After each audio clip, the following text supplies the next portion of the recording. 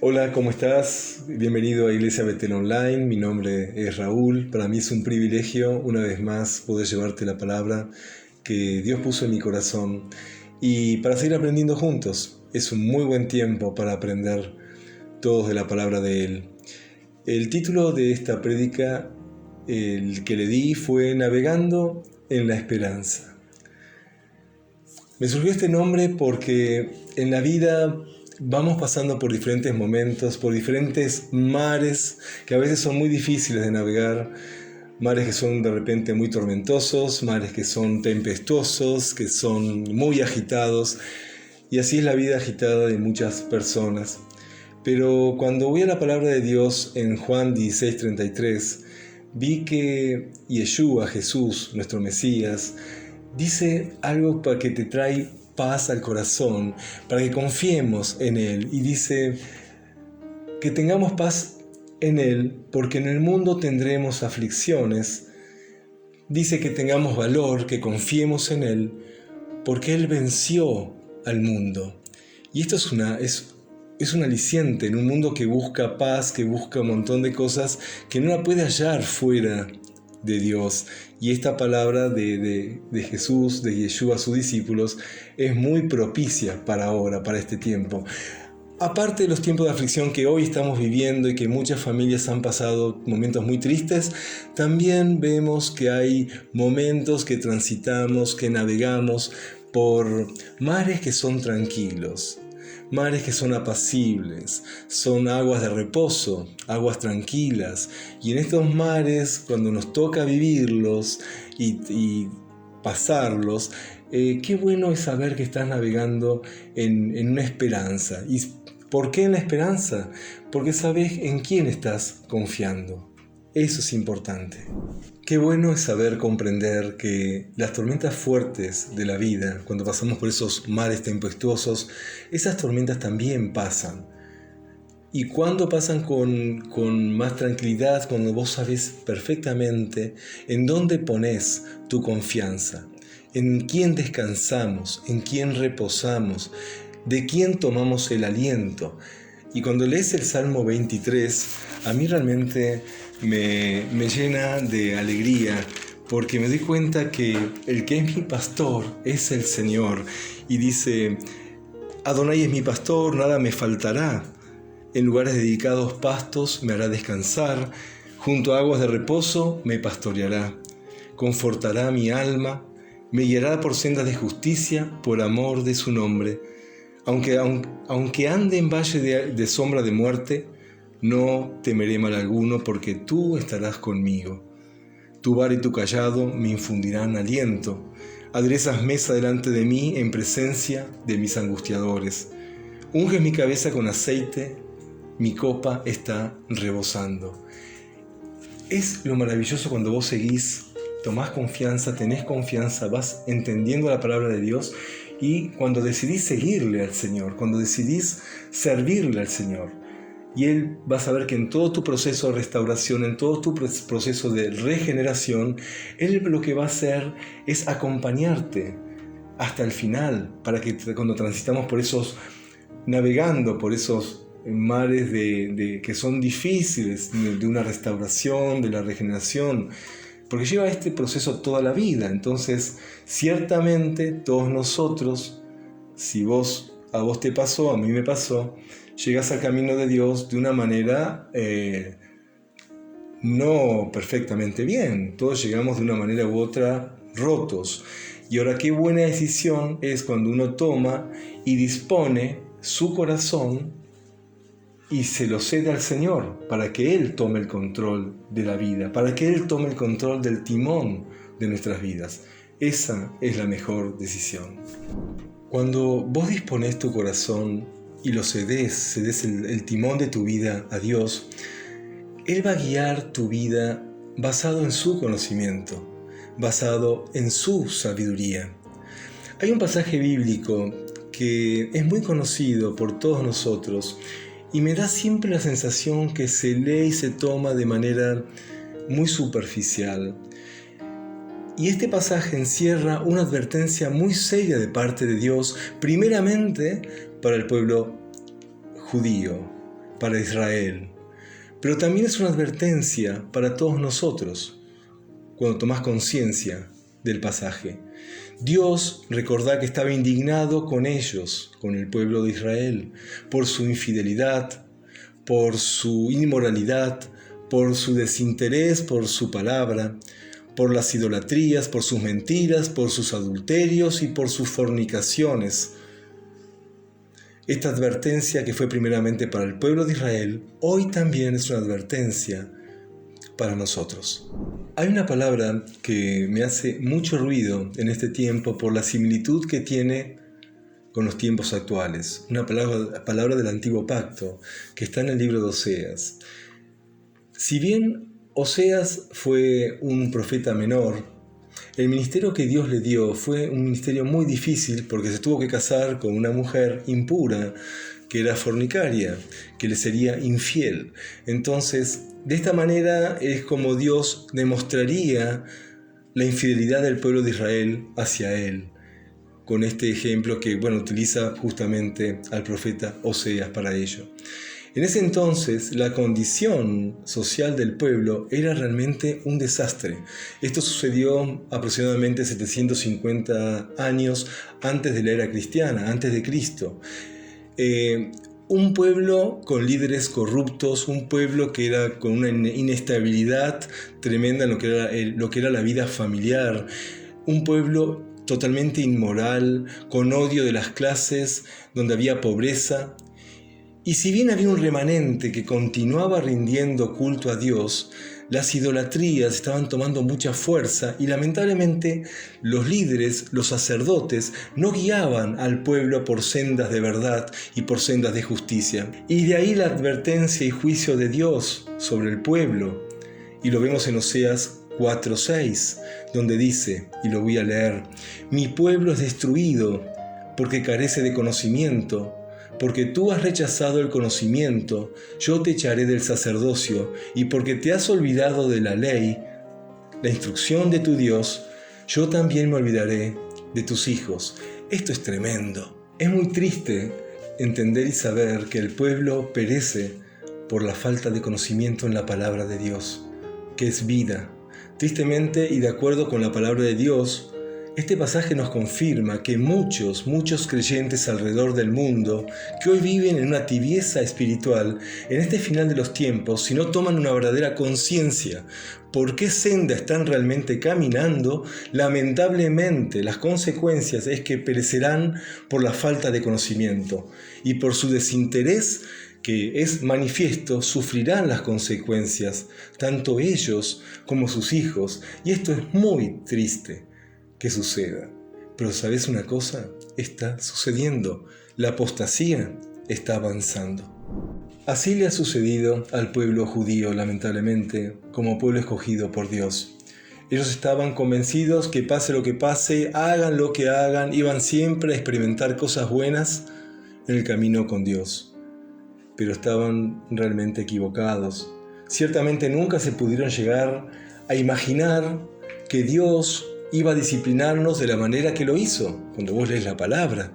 Ellos habían olvidado que Dios había establecido pactos cuyos resultados serían bendiciones para ellos, dentro de un marco de obediencia, por supuesto.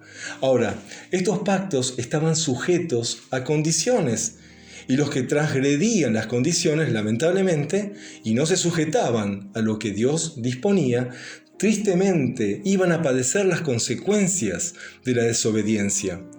Ellos desestimaron y dejaron de lado el compromiso mutuo que habían hecho con Dios, y fueron drásticas las consecuencias, y muchos quedaron excluidos de las bendiciones por esta situación. Y seguía la tristeza en el corazón de Dios.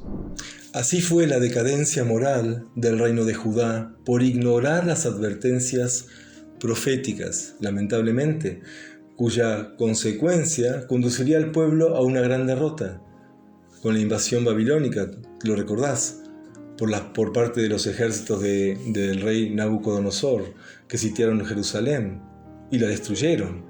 El cautiverio babilónico fue un episodio trágico para el pueblo de Israel, un caos que atrajo muchísimo sufrimiento, muchísima tristeza, muchísimas aflicciones.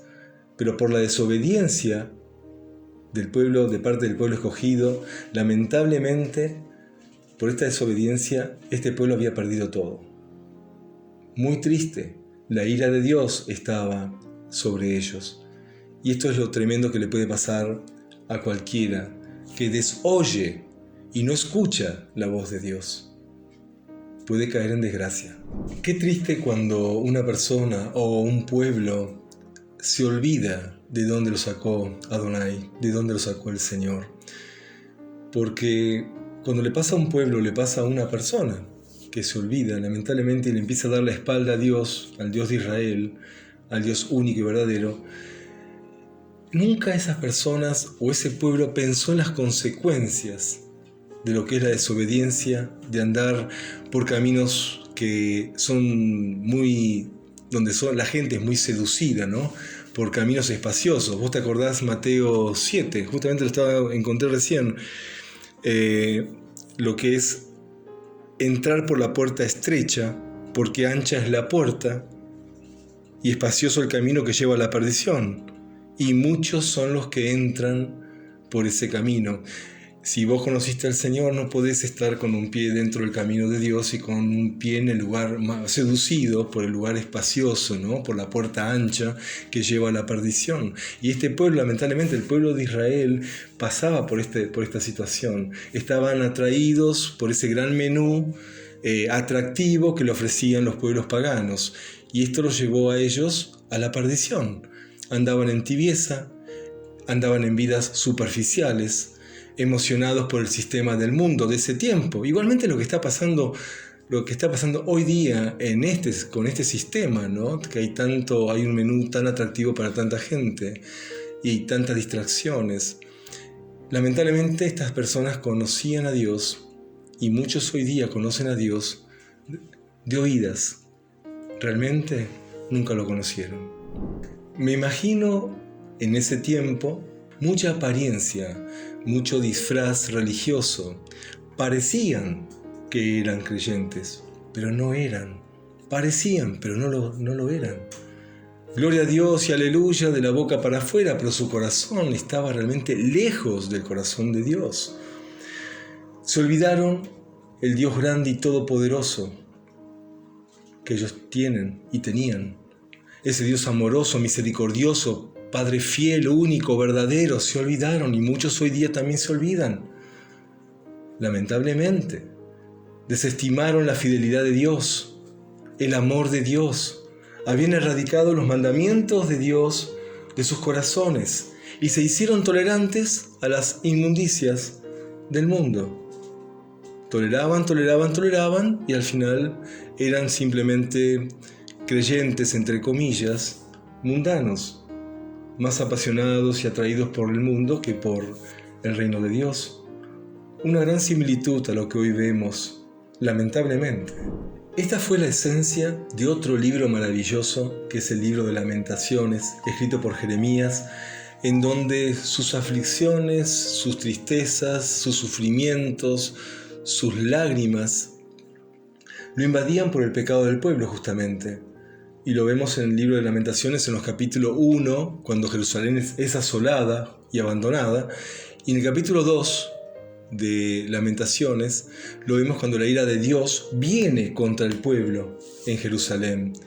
Aquí Jeremías estaba navegando en mares realmente de altas tormentas, pero era un hombre que confiaba en Dios, y esto lo vamos a ver ahora.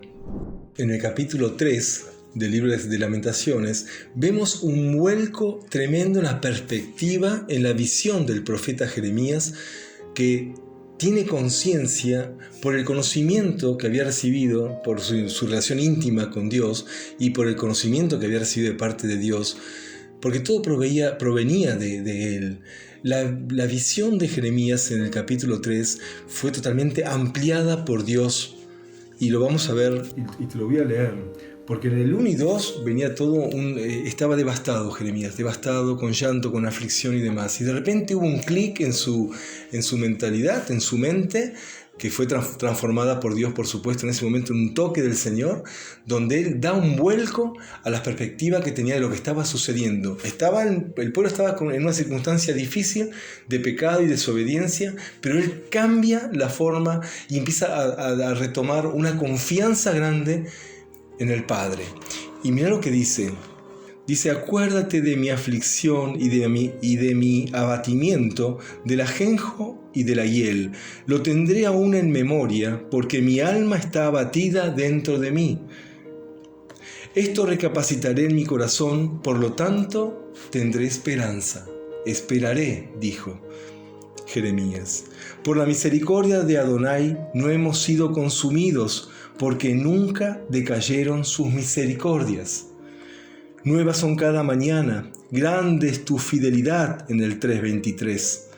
En el 24 dice: mi porción es Adonai, dijo mi alma, por tanto en él esperaré.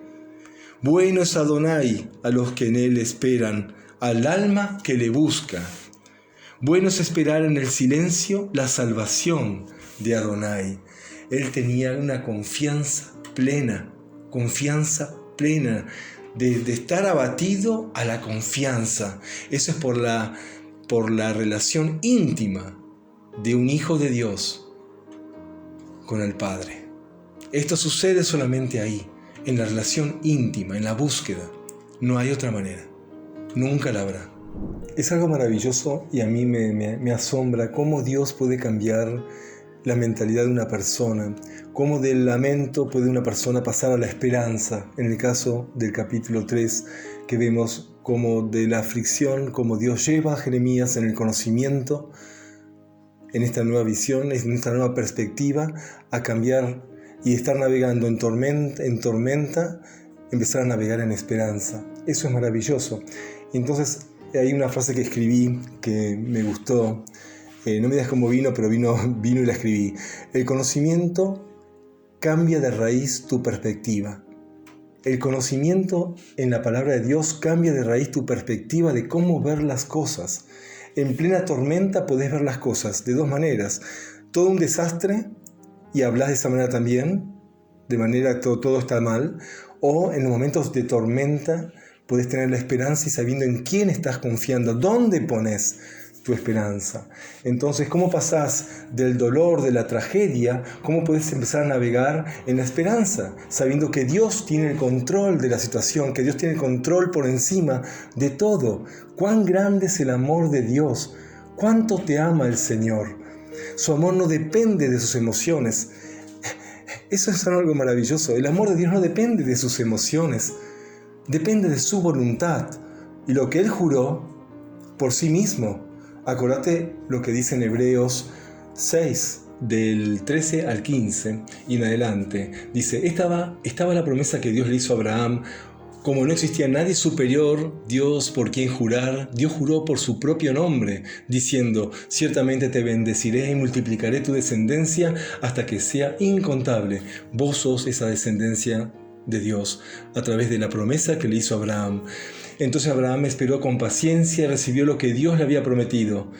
En el 17 del capítulo 6 dice: Dios también se comprometió mediante un juramento para que los que recibieran la promesa pudieran estar totalmente seguros de que Él jamás cambiaría de parecer.